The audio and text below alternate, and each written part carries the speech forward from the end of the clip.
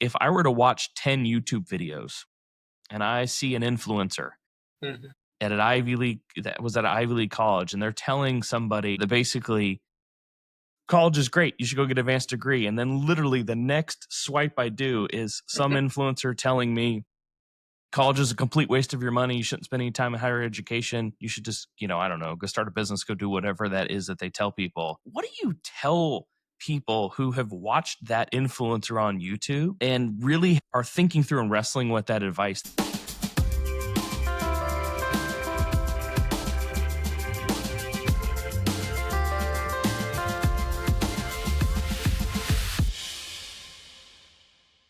Who is Randy and what do you do in clinical research? I'm an education administrator. I run a program called Master of Management in Clinical Informatics, and I have a front row seat to healthcare professionals growing in their careers. And so I get to shape that experience for them. That's the thing that excites me the most, and watch them go through that. I work with students up close as they work through a one-year master's. You've been working at Duke's MMCi program, obviously since the start, a little over 10 years ago. But before that, you had a very long career in technology in the Research Triangle Park area. So how did that corporate career in technology and a large, very growth oriented corporation prepare you to come over and lead a program that focuses on generating the future of life science and healthcare leadership professionals? Yeah, well, maybe it did or maybe it didn't, John. The transition has gone, fortunately, extremely well. I spent 25 years at Nortel in a variety of different roles, most of them sales oriented. And as you might imagine, launching a new educational program and telling the world it exists, because it wasn't another Me Too educational opportunity or offering. It was a very different one. So having that sense of how do you tell the story about a new offering and a sales background, I thought was tremendously important in doing that. That's been a very informative background to have in this. And then there's all the other things about budgeting and managing financial things, managing people and developing people. That was part of my earlier career at Nortel. It's part of this. But I think as much as anything, it was the experience selling an idea, selling a solution that I brought to this, because I spent a good bit of my time recruiting. That's a lot of our time and energy right here. Let's get to the real question. Do you get good Duke basketball tickets at Cameron? I get soccer tickets, John.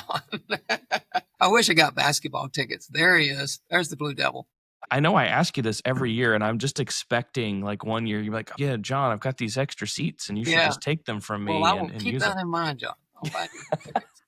Yeah. Well, The, I grew up in the shadow of Duke, and I've probably seen a ton of Duke basketball when I was younger. Most of the times I was selling Cokes in the stands. but did you graduate from UNC though? I did a couple times. A couple of times. That's true. Yeah. So, Yeah. I have to sort of keep that a secret. You do have to keep that. I'm sorry, I didn't mean to out your secret, but sorry about that. I just tell people you were reformed. You speak about this discovery process and how you think about considering higher education and how it adapts and enhances your career. And so tell me more about that. Like, what does that mean and how do you coach people to think in that way? I think with my colleagues, Catherine and Ellen, who does our career coaching, we collectively think about how do we shape the student experience over the time they're going to spend with us, which we get a year with them. And we are talking about working professionals. So they come in typically working in healthcare. They may be at the early part of their careers. They may be mid-career.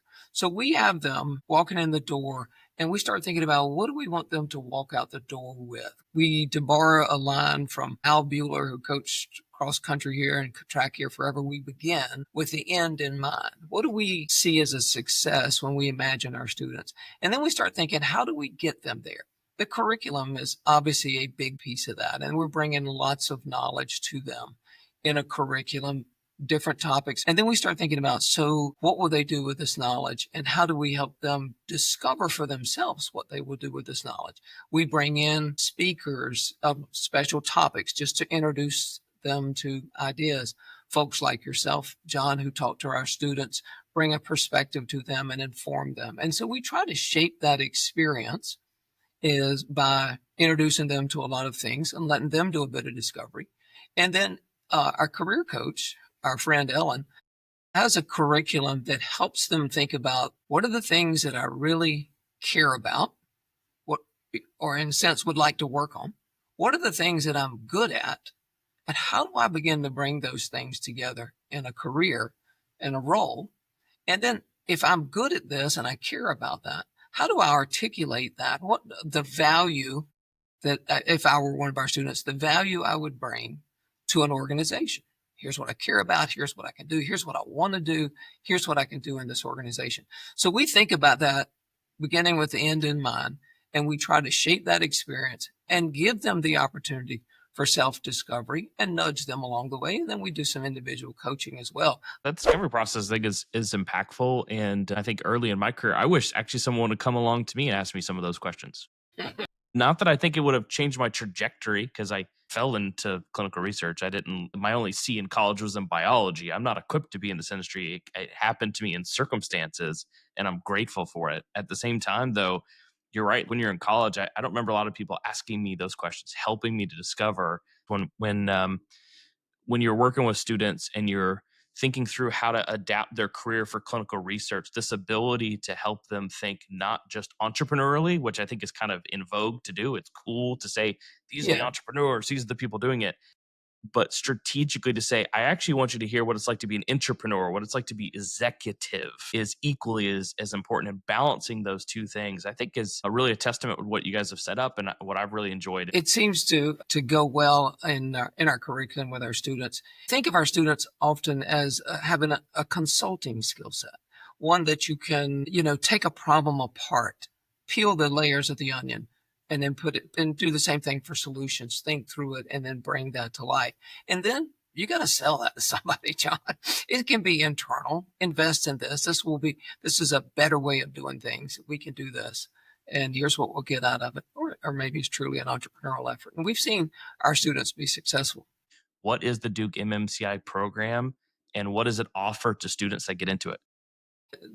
Was a creation, if you will, a fellow by the name of Kevin Schulman, who was the founding director, with a lot of other input and guidance from a number of healthcare leaders at Duke.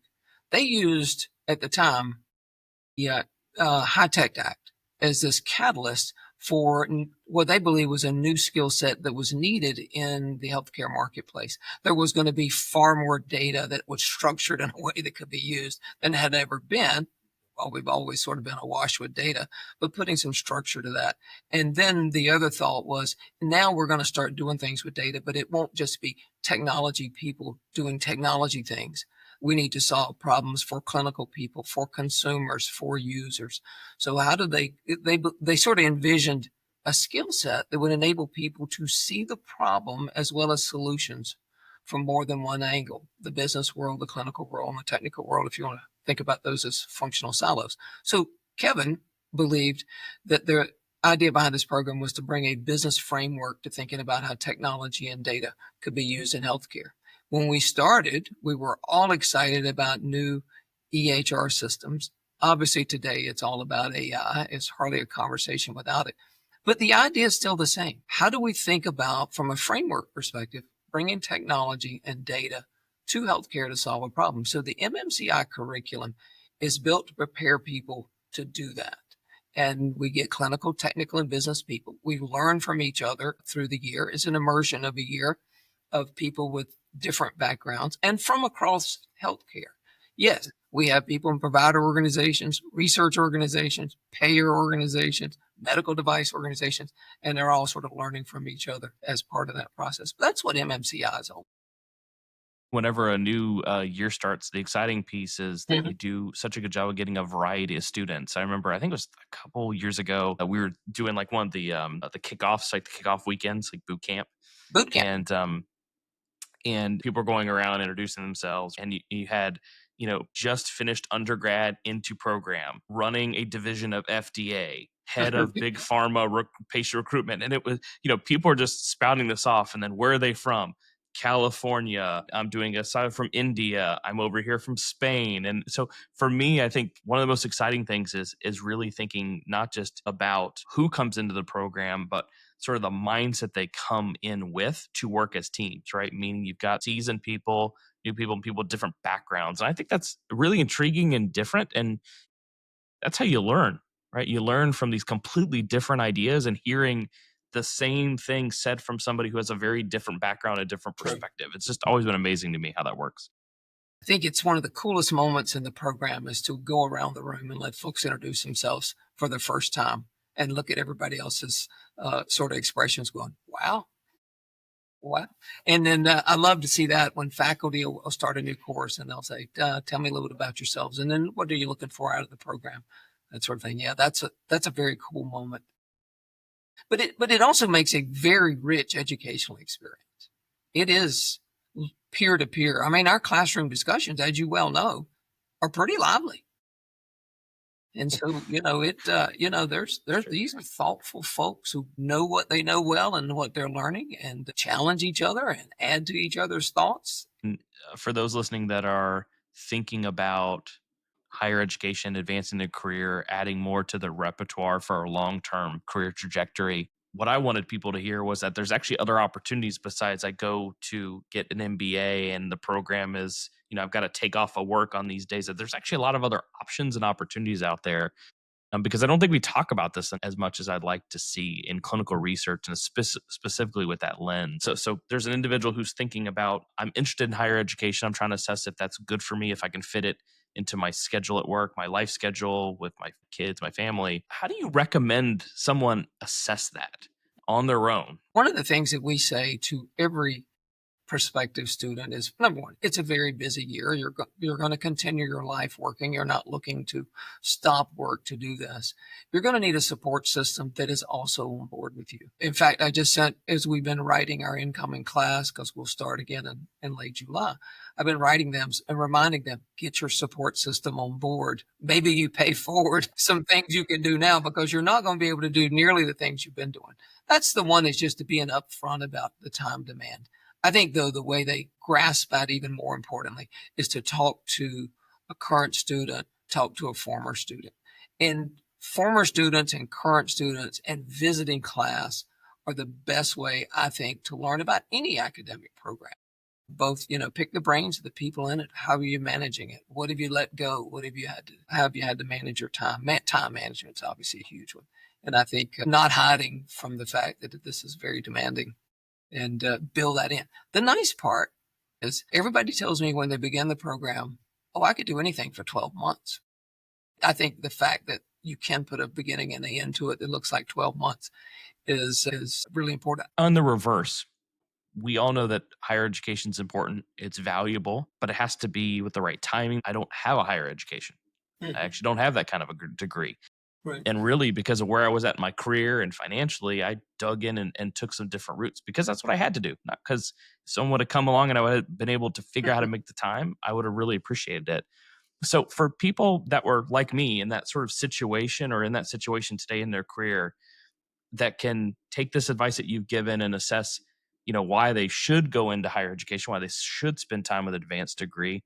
What's the inverse?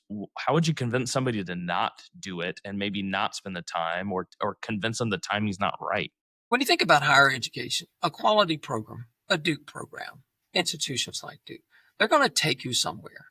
And that first question you have to be able to answer is that somewhere they're going to take me where I want to go? Because if it's not, and it's not going to get you what you want, then that's the wrong program. It still doesn't mean there isn't a right program, but that's the wrong program. Now, the second phase of that question you're asking is maybe education is not right for me. I don't need to invest time, money in a formal education. There are so many opportunities to learn specific skills and knowledge online, and a lot of people self-educate, and I think they do really well. I mean, you have to bring a discipline to that. We just had a panel Thursday night where three of our graduates were doing a deep dive about AI and how they're using it in their careers. They didn't learn all of that in MMCi. I wish I could take credit for that. They learned the basics, they learned foundational things, and they learned framework for thinking about it. But they've applied themselves in learning ever since and to continue to grow. So could a person do that without formal education? Of course they could. Formal education maybe is the easier pathway, to be honest with you. At least it's organized and you have a beginning and end and somebody's really thought hard about the Yeah, curriculum. fair point. right? But education is knowledge, and you can gain it a lot of ways. But yeah, I look at our graduates, and in fact, we're surveying our alums now because we've got 15 years of alums. 427 are out there, and another 27 will be out there in about 2 months. And we're now looking at their careers since MMCi. How did the program serve them? And what have they added to their careers, maybe from a knowledge and education point since, and how their careers growing? So I think people who have a strong curiosity, John, this has got to be you. People who have a strong curiosity continue to learn. They're self-learners, and they just want to know how things work. So that I can't say that's not a good pathway. It is a good pathway. When you think about higher education, it's an investment of time, it's an investment of capital, it's an investment, like you said, of having to all in support, right? Getting that Right. support team of people. But I haven't actually met somebody that's gone through a program and said that it was a terrible idea and a waste of their money. The thing I encourage people, and I got this question, it's actually what uh, precipitated this whole discussion to even to get you on inclusion criteria, is someone had reached out to me and said, "Hey, I'm really interested in the program. Tell me why I shouldn't do it." That was their question. Mhm. And I felt good because that's a good question. And I sort of said, here's why you shouldn't. But a lot of those weren't because of the longer term value. It was really timing. But what I was trying to encourage them is, hey, think through right now, is your life going to be any different in 5 years?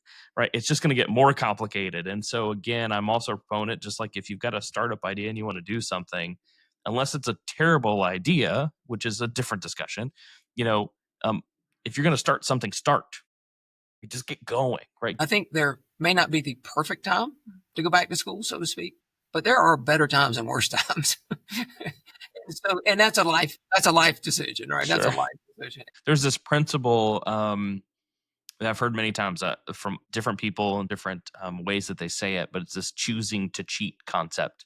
Mhm. In that every season in your life, you're going to have to cheat something. Meaning you can't be fully invested in your education, you can't be fully invested in your work, can't be fully invested in your family. You've got to pick. People think about balance. I don't know what balance is. I haven't had balance in a long time. I don't know what that is. But I do think this principle of figuring out, like, hey, for this 6 month period, I'm going to pull back on this because I need to go cheat and spend some time on that. And what's interesting is a lot of the executives that you put out of the program, some people I keep up with and still talk to, ran into one last week, amazing leaders in healthcare and life sciences. That's kind of what they did. They went to their families and said, hey, I need to do this. Can we rework this and make it That's right. happen? And so I hear you. And I think if this is something that you want to do, it's an investment and you have to consider it that way. And the encouragement I'd give is that there are ways to do it and they're going to be difficult, but thinking through that and getting that right, I think is a really important decision to make. And everybody needs to make that decision at some point, once or twice even in their career. Thanks for walking through what the program is and how to think through. I think that's what our listeners might get the best advantage from, is thinking through higher education. No matter where you're at in your career in clinical research, we have individuals that are earlier. We have individuals that have been in doing it for 20 plus years and are Right. saying, hey, I'm now thinking I want to spend some time here. And I think it's a really healthy career conversation. Let's flip to some of the things that are trending, because I actually, maybe for the first time in quite some time, I think education is trending in discussions. And the reason it's It is. trending is, sort of this the complexity of what you said, online education, That's part of it. YouTube arguably being the biggest television Sure. program there is. Right. And now we've got AI. If I were to watch 10 YouTube videos and I see an influencer Mhm. at an Ivy League, that was at an Ivy League college, and they're telling somebody that basically college is great, you should go get an advanced degree. And then literally the next swipe I do is some influencer telling me college is a complete waste of your money. You shouldn't spend any time in higher education. You should just, I don't know, go start a business, go do whatever that is that they tell people. What do you tell people who have watched that influencer on YouTube and really are thinking through and wrestling with that advice, that not doing advanced degrees and maybe college is on its way out over time? What do you tell somebody that sees that on the interwebs? I think the first conversation that we have when we see that sort of thing, and it happens, you're right, all the time, is that people question the value of higher education. It's certainly gone up in price and that sort of thing, which makes that return on investment calculation even more difficult. So I think the first thing I think of, and I was talking about my colleagues I do this with, is that are we delivering value? can they walk out of this program and say, wow, it was a life-changing moment? Because if we're not delivering value, then there is a problem with the value equation. There is a problem with the return.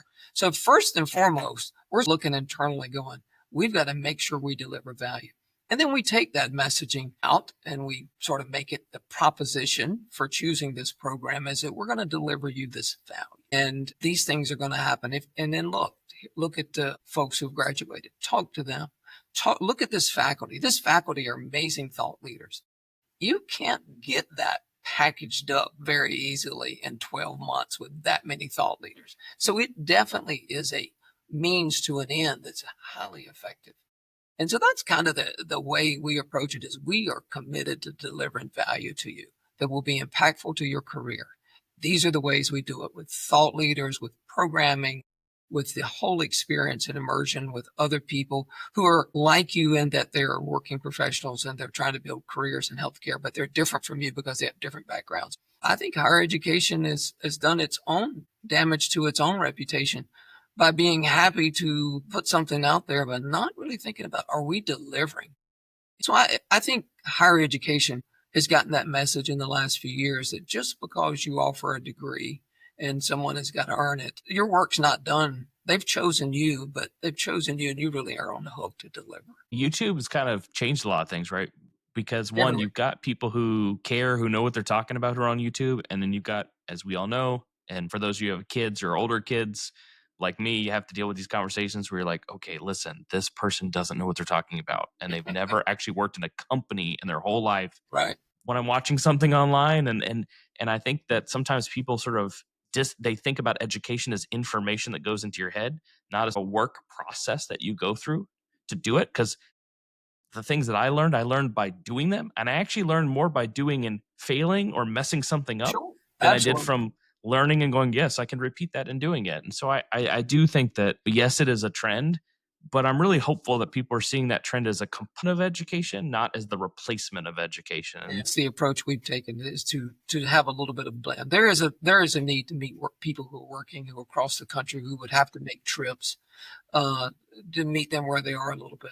But I would not be interested in running a complete online program, even though we did during COVID and we did it for a class and a half. And I think we worked really hard to try to enhance relationship building through virtual environments, and it can be done, but nothing's nearly as good as the face to face. I expect as much learning and connection happens between class and during breaks as it does during class. It's a really important part of being together face to face.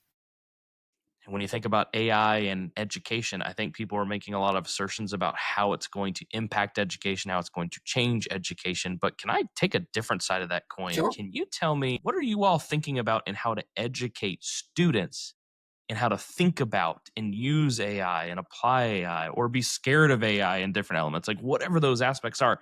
So forget the sort of macro view of how it impacts the program over time, Right. good or bad, Right. but really, what are you doing in the program that's helping to equip students to be in front of or in advance of the changes that are actually happening in AI? The challenge is education. Did you write your paper or did AI write it for you? So that's kind of the academic side of it. The reality is we want people to use AI, not to do their work for them, but as an effective tool. So we talk a lot about AI. I expect that all our students use it in one form or another. Every faculty person has their guidelines for what's, can be, how it can be used and in what ways. But I think particularly the clinical informatics faculty that make up part of our curriculum expect students to use the technology. We got into an interesting conversation in the panel the other night about, and this is a downside, who's liable when the machine's wrong? And the physician on the panel says, well, it's the people who made the machine. It's the software. It's the tool. It's the AI tool. Um, the consultant says, well, I've yet to see contracts that really put the liability back to that. You're the user. You have to be responsible. So there are things that are complex around AI that we talk about as topics in the classroom as part of our formal education. How would we deploy AI in ways that it can be trusted? One of the other things I just know personally is for not being scared of things, for looking ahead and saying, hey, this is coming. Maybe I don't understand the full impact of it, but we are going to be in front of it, not waiting for it. Right. When you think about higher education, or the thinking you get in higher education, is this very stoic view of this is just going to happen. And the only thing I can control is me. So I'm going to apply me to this thing that's happening and I'm going to figure it out. I think it's such an important concept, and one that you see in students, right, that are thinking about higher education because they're not scared of what's That's right. coming. Figure out how to use it to make the change that's really impactful and important to them to see in clinical research. But I do think though that education is struggling, obviously, like others, with how to use it in a way that's effective. Education is being accomplished, not just we learn to do better prompts, but that we can still think critically and all those other sorts of things. So we see it as a tool to be engaged, to be used, and to be managed. I think part of the educational journey is there's things that have been going on for 100 years that you learn about educationally. You learn about history because history is so much the indicator of the future. But being able to balance understanding that and what's currently happening, it's the basis for good education, in my opinion. If someone wants to learn more about Duke's MMCi program, what's the best next step? The best next step is to reach out and let's have a conversation. You can do that very easily by just writing us at mmci.duke.edu. That'll get an email right to us.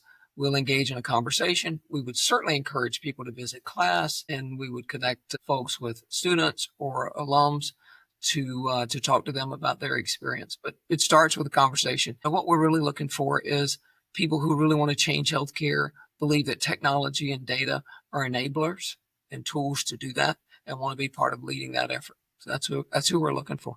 Yeah. And Randy, if someone wants to connect to you specifically, what's the best way to reach you? I'm old school, John. We're talking about advanced technology. I'll take an email. r.sears@duke.edu is my email. I'm on LinkedIn. I love to connect to folks. Randy, thanks so much. Go Duke.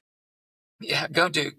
And John, I know I have a different color blue blood inside, but the truth of the matter is this is an excellent institution, and excellence is what this place is all about. I am very fortunate to be part of what goes on in this place. This is an amazing place to be Randy, part of. they're fortunate to have you. I appreciate you spending time with us. Thanks for helping everyone listening to Inclusion Criteria to learn a little bit more about higher education, how to think through it, and how to think some about these trends that are going on. So, Randy, So, good to see you, and we'll talk yep. to you again soon. Thanks so Thank you. much.